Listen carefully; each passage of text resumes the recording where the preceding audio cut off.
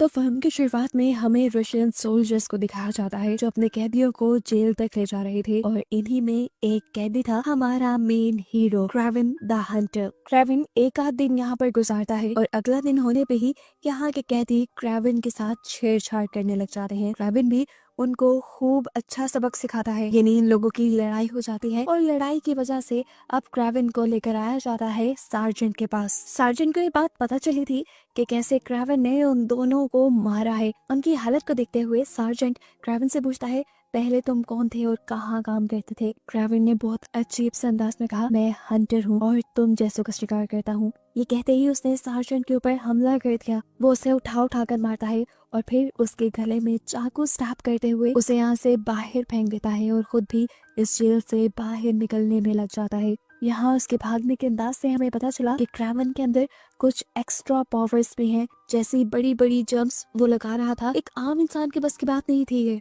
वो किसी चीते की तरह तेज भागता था और दीवार पे तो वो ऐसे चढ़ रहा था जैसे उसका रोज का काम हो। चंद ही मिनट में वो बिना किसी के हाथ लगे वहां से भाग निकला। भागते हुए क्रेविन के सामने आ गया एक बहुत ही बुरा बर्फ का तूफान। इससे लड़ते हुए इसी तूफान में एक भेड़िया भी उसके सामने आ गया जो उसका शिकार कर ही लेता, लेकिन क्रेविन उसकी आंखों में गौर से देखने लगा। उसके ऐसे देखने पर भेड़िया डर सा गया और उसने क्रेविन पे हमला नहीं किया। बाद में भागते हुए क्रेविन अपने एयर जेट में आ गया। प्लेन में आते ही उसने किसी को रिपोर्ट दी कि मैंने काम पूरा कर दिया है और सार्जेंट को मार डाला है। इससे हमें अंदाजा हुआ कि वो कोई कैदी नहीं था, बल्कि वो अपने किसी मिशन को पूरा करने के लिए ही यहाँ कैदी बनकर आया था। सीन अब पास्ट में शिफ्ट होते हैं और हमें क्रेविन और क्रेविन के भाई की पास्ट लाइफ दिखाई जाती है। दिखाया गया कि आज कॉलेज से पिक करने के लिए इन दोनों के फादर निकोलाई आए थे, जिन्हें देखकर ये दोनों हैरान हुए और कुछ ही देर में उन्हें वजह भी पता चल गई कि आज उनकी मॉम ने सुसाइड कर ली थी। ये सुनकर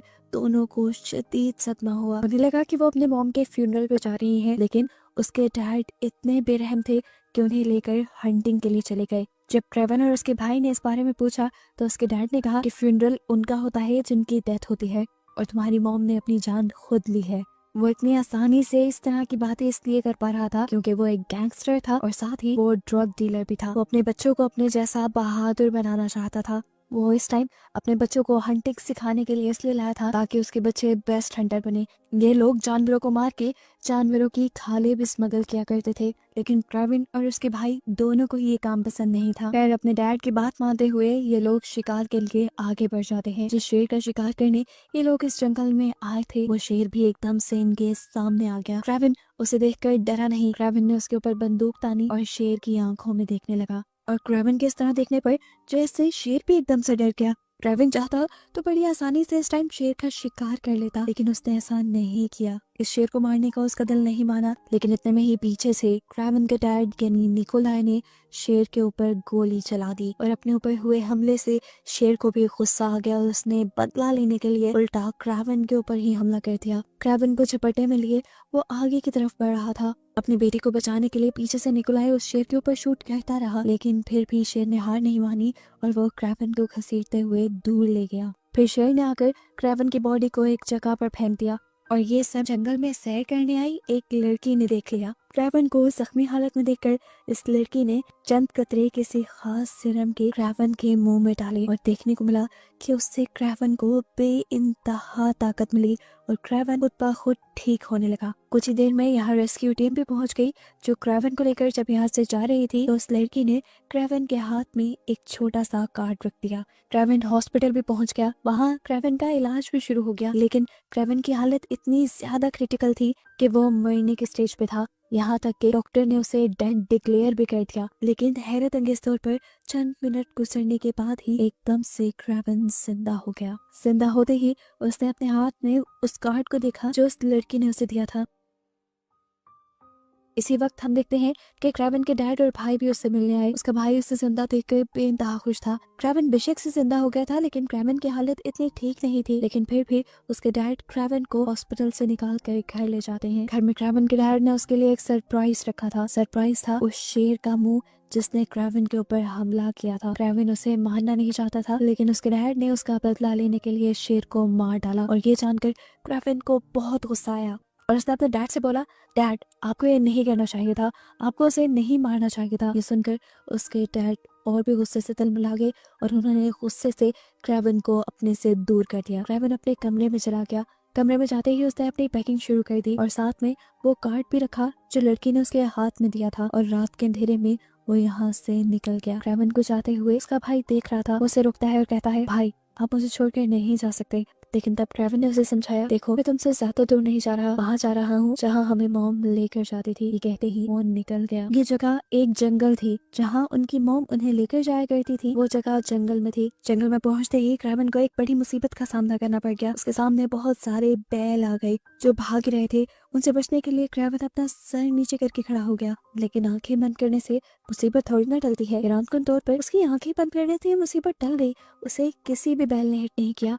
जब उसने सर ऊपर करके देखा तो एक बैल उसे बचाने के लिए उसके सामने खड़ी हुई थी। वो हैरान होकर इस बैल की आंखों में देखता रहा और फिर बैल साइड से होकर चली गई। वो आगे बढ़कर उस कैंप में आया जहाँ उसकी मॉम उनको लेकर आया करती थी। ये जगह बेइंतहा खूबसूरत थी और उसने अब इस जगह रहना शुरू कर दिया। यहाँ पर जानवरों के साथ उसने अपनी एक नई जिंदगी बना ली। उसने जंगल को अपना घर और इन जानवरों को अपना साथी मान लिया। एक दिन जब उसने देखा कि हिरन भाग रही है, उसने हिरन के पीछे हिरन की तरह ही भागना शुरू किया और तब उसे रियलाइज हुआ कि उसके अंदर कोई अजीबोगरीब ताकत है जिसकी वजह से वो हिरन की तरह तेज भाग सकता है। शेर जितनी उसके अंदर ताकत है और बंदरों की तरह बड़े बड़े जंप करके वो लंबे लंबे ऊंचे दरख्तों पे भी चढ़ सकता है। ये सब करते हुए उसे अब बहुत मजा आने लगा था। एक दिन उसने देखा कि जंगल में 2 शिकारी आ गए हैं और उन्होंने भैंसों के ऊपर हमला करके उनके सर काट लिए। ये देखकर क्रेवन को बहुत ज्यादा गुस्सा आया। वो हंटर्स के करीब आया और उन्होंने हंटर्स से कहा, तुम्हें ऐसा नहीं करना चाहिए था।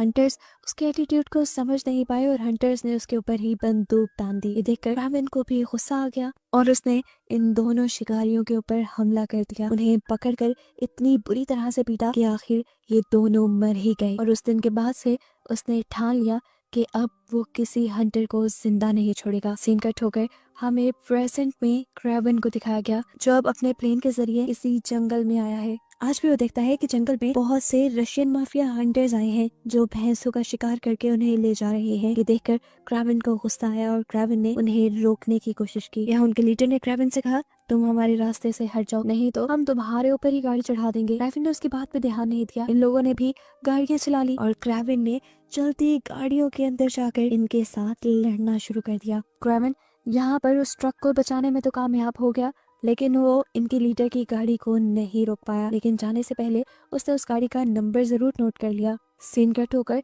अब हमें उसी आदमी को, उसी लीडर को अपने ऑफिस में दिखाया गया। वो अपने बॉस से मिलने के लिए आया था, उन्हें रिपोर्ट करने आया था अच्छे काम की। लेकिन जैसे ही कुर्सी पीछे मुड़ी तो वो इंसान हैरान परेशान रह गया क्योंकि यहाँ पे उसकी बॉस की जगह क्रेवन था। वो इस बात पे भी हैरान था कि क्रेवन उससे पहले यहाँ कैसे पहुंच गया। क्रेवन ना सिर्फ उससे पहले यहाँ पहुंचा था बल्कि यहाँ आते ही उसने इस आदमी के बॉस को भी मार डाला था। वो अब आंद्रे से पूछता है, तुम्हें किस तरह मारा जाए? रुको मैं अपनी डायरी देख लूं, तुम मेरी लिस्ट में हो भी या नहीं। उसने अपनी डायरी देखी तो ये सामने खड़ा हुआ आदमी भी उसकी डायरी में था। असल में डायरी में क्रेवन उन सारे बुरे लोगों के नाम लिखता था जिनको वो मारना चाहता था। डायरी से इस आदमी का नाम काटते ही उसने गन उठाकर इस आदमी को शूट किया और मार डाला, जिसके बाद वो बड़ी ही सफाकी से इस कमरे से निकल गया और हमें उन दोनों आदमियों की लाश दरवाजों से लटकी दिखाई दी। अब सीन कट होकर फाइनली सालों बाद हमें उसी लड़की को दिखाया जाता है जिसने क्रेवन की जान बचाई थी कुछ जादुई सिरम उसके मुंह में डालकर। ये लड़की बड़ी हो गई है और अब एक जानी मानी लॉयर है। आए दिन इस फील्ड में उसे काफी थ्रेट्स मिलते हैं और उसके काफी सारे दुश्मन भी बन गए हैं। लेकिन खैर यहाँ पर एंट्री करता है हमारा हीरो क्रेवन उस वक्त पे जब ये लॉयर अपनी दोस्त की फ्यूनरल पे थी। यहाँ पर आकर क्रेवन ने उसे बताया कि मैंने तुम्हारी दोस्त के मुजरिम को मार डाला है, मैंने उस रशियन सार्जेंट को मार डाला जिसने तुम्हारी दोस्त का रेप करके उसे मारा था। ये सुनकर वो हक्का बक्का रह गई। क्या क्रेवन सच बोल रहा था? उसे यकीन नहीं आया। वो घर गई और घर जाते ही उसने रिसर्च की। क्रेवन की बात बिल्कुल सच थी। किसी हंटर नामी पहचान के शख्स ने उसकी दोस्त के मर्डर को मार डाला था और इस चीज से वो जान गई कि हंटर कोई और नहीं हमारा क्रेवन ही है। क्रेवन ने लॉयर को वो कार्ड भी दिखाया था जो लॉयर ने बचपन में उसके हाथ में रखा था। ये देखकर वो शॉक रह गई कि उस लड़के ने आज तक उसे याद रखा हुआ था। यहाँ पर अब वो लड़की क्रेवन से कहती है, मैं जान गई हूँ तुम ही हो हंटर जो सारे माफियाज को मार रहे हो, लेकिन मेरी नजर में तो तुम भी मुजरिम हो, मर्डर तो तुम भी कर रहे हो। जवाब में क्रेवन ने कहा, मुझे इससे फर्क नहीं पड़ता। वो अब अपनी डायरी निकाल के इस लॉयर को देता है और उससे कहता है, कि तुम इस फील्ड में हो। आए दिन मुजरिम तुम्हारी अदालत से छूट जाते हैं। बस मैं चाहता हूँ कि तुम उन मुजरिमों का नाम मुझे इस डायरी में लिख दो, ताकि मैं उन सारे बुरे लोगों का इस दुनिया से सफाया कर दूं। ना चाहते हुए भी ये लॉयर वो डायरी पकड़ चुकी थी। सीन कट होकर अब हमें राइनो नाम के एक आदमी से मिलवाया जाता है, जो भी एक माफिया ही है। हर तरह के बुरे काम में तो वो इन्वॉल्व रहता है। अब यहाँ उसे एक हैरान कर देने वाली खबर ये पता चलती है कि उसका सबसे बड़ा दुश्मन, जो कि गैंगस्टर था, उसे किसी ने मार दिया है। ये बात जानकर वो हैरान हुआ। कौन बहादुर हो सकता था जिसने उस शख्स को मार दिया? उसे अपने दुश्मन की मौत से कुछ लेना देना नहीं था, लेकिन अब वो अपने आदमी से कहता है कि हमें उस आदमी से हाथ मिला लेना चाहिए जिसने हमारे दुश्मन को मारा, नहीं तो वो एक दिन हमारा भी काम करना मुश्किल कर देगा। साथ ही साथ अब राइनो अपने दुश्मन के बिजनेस को भी टेक ओवर करना चाहता था। वो जब उस आदमी के यानी अपने दुश्मन के आदमियों से मिलने गया तो गुस्से में उन्होंने राइनो को गोलियों से भून डाला, लेकिन हैरान कुन तौर पे राइनो को कुछ भी नहीं हुआ। वो मरा ही नहीं। उसका जिस्म देखने पे पता चला उसका जिस्म तो जैसे किसी पत्थर का बन गया था, और ये काम किया था उसने किसी अजीब तरह के सीरम को अपने अंदर इंजेक्ट करते हुए। जब ये लोग राइनो की बॉडी को देखकर हैरान हो रहे थे, तभी मौका देखते हुए राइनो के छुपे हुए स्नाइपर्स ने उनके ऊपर गोलियां मार के उन्हें भी मार डाला। अब यहाँ पर जिंदा बचा था एक ही मॉरिस नाम का आदमी, जो डर कर राइनो के साथ हाथ मिला लेता है। शाम हो गई। देखने को मिला कि क्रावन के डैड यानी निकोलस ने भी मॉरिस को अपने पास बुलाया है बिजनेस डील के लिए। अब जैसा हम जानते हैं कि वो तो पहले से ही राइनो के साथ हाथ मिला चुका था, तो वो राइनो के दुश्मन यानी निकोलस के साथ क्या करता? मालूम हुआ कि वो राइनो के ही कहने पर निकोलस को मारने के लिए आया है अपने आदमी लेकर। उसके एक ही इशारे पर उसके आदमी यहाँ निकोलस के आदमियों के ऊपर हमला शुरू कर देते हैं, लेकिन निकोलस के ही पास आकर उसे मारना इतना भी आसान नहीं था। निकोलस ने यहाँ मॉरिस और उसके सारे आदमियों को मरवा दिया, और ये बात जानकर अब राइनो गुस्से से पागल हो गया। खैर उसी दौरान अब राइनो को खबर मिलती है कि उस आदमी का इन्होंने पता चला लिया है जिसने राइनो के दुश्मनों को मारा था, जिसके बारे में जानकर वो कुछ बोला तो नहीं, लेकिन उसके एक्सप्रेशन बता रहे थे कि उसके दिमाग में अब बड़ी गेम चल रही है।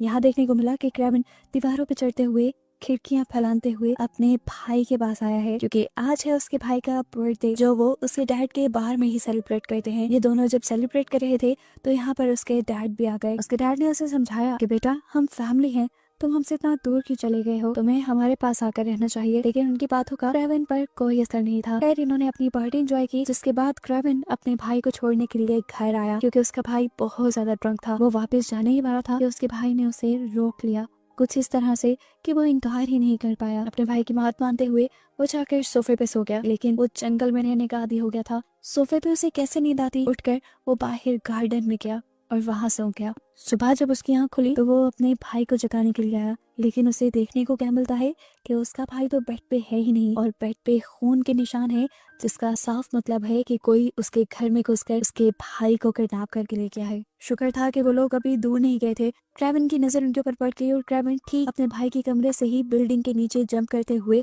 उनके पीछे भागने लगा। क्रेविन इनकी गाड़ी को रोकने की अब कोशिश में था। वो गाड़ी के ऊपर चढ़ के गाड़ी की फ्रंट विंग तोड़ने की कोशिश करता है, लेकिन ये बुलेट प्रूफ थे।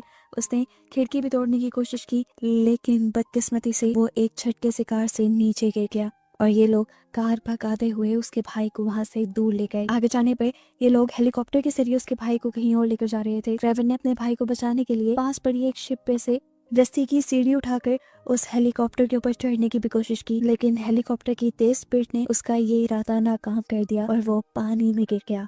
पानी से निकलकर परेशान क्रेविन अब लॉयर के पास आता है और उसे सारा मसला बताता है कि किस तरह किसी ने उसके भाई को किडनैप कर लिया है।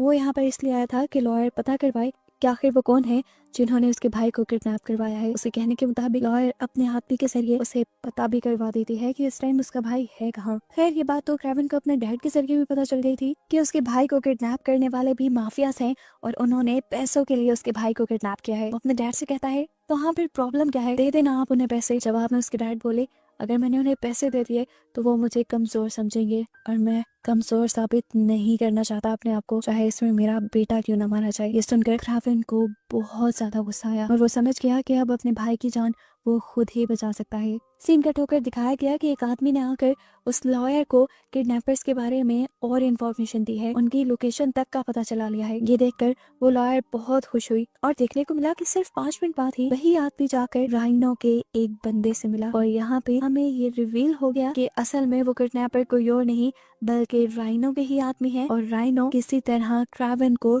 ट्रैप करना चाहता है, इसीलिए वो अपनी सारी इन्फॉर्मेशन खुद ही क्राविन तक पहुंचा रहा है ताकि क्राविन उसका पीछा करते करते उस तक पहुंचे। अब राइनो के प्लान के बिल्कुल मुताबिक वो लॉयर क्राविन को किडनैपर्स की लोकेशन बताती है और क्राविन उसकी बताई लोकेशन पे अपने भाई को बचाने के लिए भी पहुंच जाता है। वहां पहुंचते ही उसने गार्ड्स से लड़ना शुरू कर दिया। गार्ड्स के पास गन्स भी थी हालांकि, लेकिन फिर भी क्राविन बहुत ही आसानी से एक वक्त में दो गार्ड्स से लड़ पा रहा था। वो 2 गार्ड्स को मारकर उनकी स्नाइपर ले लेता है और उससे बाकी लोगों को मारते हुए उस रूम तक पहुंचता है जहां पर उसके भाई को किडनैप करके रखा गया था। इससे पहले कि वो अपने भाई को छुड़वाता, वो यहाँ इनके लीडर के साथ लड़ने लग जाता है और लड़ते लड़ते जब वो खिड़की के पास ही था तब उसे एहसास हुआ कि ये सब उसके लिए ट्रैप है, क्योंकि जिस खिड़की के साथ वो लगा वो खिड़की टूट गई और ये लोग नीचे गिर गए। इन लोगों के नीचे गिरते ही ऊपर से बहुत सारे पत्थर, बड़े बड़े पत्थर इन लोगों के ऊपर छोड़ दिए गए, जिनके अंदर दब कर राइनो को लगा कि क्राविन और उनका आदमी मारा गया होगा। उसके मरते ही राइनो बहुत ज्यादा खुश था, वो जोर जोर से हंस रहा था। वो क्राविन के भाई को भी छोड़ देता है और उसे अब क्राविन की सच्चाई बताता है कि क्राविन ही है दी हंटर जो सारे माफियाज को और बुरे बुरे लोगों को चुन चुन कर मार रहा है। सीन कट होकर दिखाया गया कि 2 लोग चेक करने गए थे कि पत्थरों के नीचे क्राविन मरा भी है या अभी तक जिंदा है, और हैरान कुन तौर पे क्राविन अभी भी जिंदा था और इसके पीछे राज थी उसकी पावर्स। वो यहाँ पर इन दोनों आदमियों से फाइट करके उन्हें मार देता है और उनकी गन लेकर बाहर को निकलता है। चलते चलते उसने लॉयर को कॉल की और बताया कि ये सब माफियाज का बिछाया हुआ ट्रैप है उसे पकड़ने के लिए, और माफिया अब तुम्हारे पीछे भी पड़ गए हैं, जल्दी से निकलो यहाँ से। माफिया के लोगों के आने से पहले पहले वो लॉयर भी अपने ऑफिस से निकल जाती है और एक एयरक्राफ्ट के जरिए क्राविन के बताए एरिया में आ जाती है। क्राविन ने इस टाइम उसे अपने जंगल में बुलाया था जो एरिया सबसे ज्यादा सेफ था। जब ये दोनों अपने कैंप की तरफ सफर कर रहे थे तो तभी अचानक झाड़ियों में से एक चीते ने निकलकर क्राविन के ऊपर हमला कर दिया। क्राविन इन चीजों का आदी था, वो उस चीते से ऐसे लड़ा जैसे वो खुद भी एक चीता हो और उसकी हिम्मत देखते हुए आखिर वो चीता ही डरकर वहाँ से चला गया। लॉयर उसकी हिम्मत और ताकत देखकर इम्प्रेस हो चुकी थी। खैर सीन कट होकर अब हमें राइनो का ऑफिस दिखाया गया जहाँ पर उसे खबर मिल चुकी है कि क्राविन अभी तक जिंदा है और उनके चुंगल से भाग चुका है। उसने बहुत सारे स्पाइस को ये पता करने में लगा दिया कि आखिर क्राविन उन्हें मिलेगा कहाँ, और तब एक स्पाई ने उसे आकर एक फूल दिया। ये एक जंगली फूल था जो वहां से मिला था जहां इन्होंने क्राविन को पत्थरों के नीचे दबाया था। वो स्पाई बताता है इस चीज से हम अंदाजा लगा सकते हैं कि क्राविन जंगलों में रहता है और जंगलों में ये फूल कहाँ मिलता है मैं अच्छे से जानता हूँ। मतलब ये कि अब माफियाज को क्राविन की लोकेशन पता चल गई है। जहाँ जंगल में अब क्राविन को लॉयर के साथ दिखाया जाता है। वो उससे पूछता है कि तुमने बचपन में जो मेडिसिन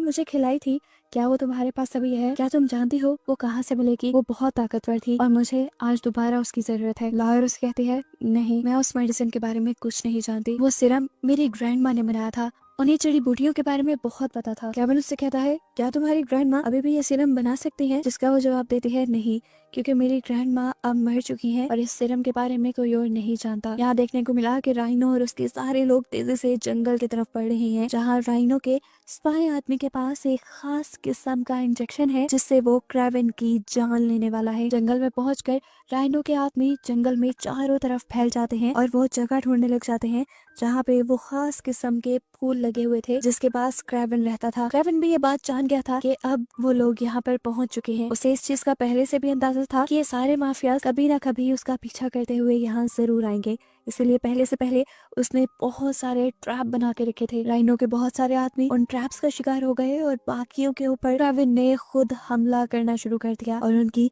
चीखने चिल्लाने की आवाजों से राइनो ने अंदाजा लगा लिया कि क्राविन उनके सामने आ चुका है। यहाँ हमें पता चला कि राइनो के साथ जो दूसरा आदमी आया था, जो स्पाई था, वो असल में एक जादूगर था। जब उसका और क्राविन का मुकाबला हुआ तो वो बार बार अपने जादू से बचता रहा और अपने जादू से ही ट्रिक करते हुए उस आदमी ने क्राविन के जिस्म के अंदर वो जहरीला इंजेक्शन भी इंजेक्ट कर दिया जिससे वो बस मर ही जाता।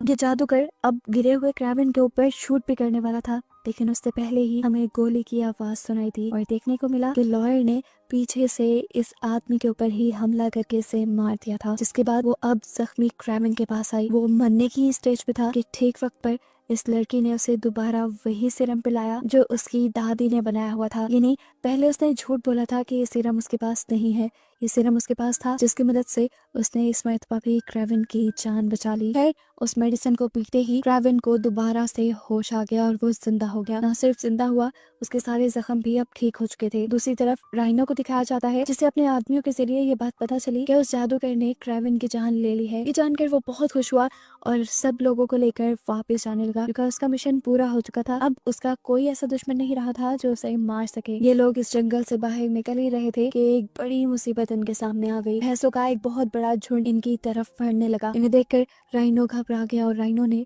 अपने जिस्म में वही सीरम इंजेक्ट किया जिससे वो पत्थर का बन जाता है। देखते ही देखते सारी भैंसें उनकी गाड़ियों के ऊपर हमला कर देती हैं, जिसकी वजह से उनकी गाड़ियां भी टूट जाती हैं और उसके काफी आदमी भी मारे जाते हैं। लेकिन खुद राइनो अब किसी भैंस से भी ज्यादा बड़ा बन गया था। वो एक पत्थर का बन गया था। यहाँ अब क्रेविन ने भी एंट्री कर ली थी राइनो को मारने के लिए। राइनो उसे देखकर और भी ज्यादा गुस्से में आ गया। क्रेविन उसके इतने बड़े जिस्म से भी बिना डरे उसके ऊपर आकर हमला करने लग जाता है। लेकिन साफ जाहिर था कि इस टाइम क्रेविन की ताकत कम थी और इस आदमी की ताकत ज्यादा। इस टाइम क्रेविन भी समझ गया कि उसे ताकत से नहीं बल्कि दिमाग से लड़ना होगा। वो एक रॉड से राइनो के जिस्म के उस हिस्से पर हमला करता है जहाँ से वो अपने अंदर सीरम इंजेक्ट किया करता था। ऐसा करने पे वो कमजोर पड़ गया, जिसके बाद क्रेविन ने उसे रस्सी से बांधा और उसकी रस्सियों को गोल गोल घुमाकर भैंसों के सींग के साथ बांध दिया। भैंसें जो पागलों की तरह भाग रही थी वो राइनो को घसीट घसीट कर यहाँ से ले जाने लगी। गोल गोल घूमते हुए खिसकते हुए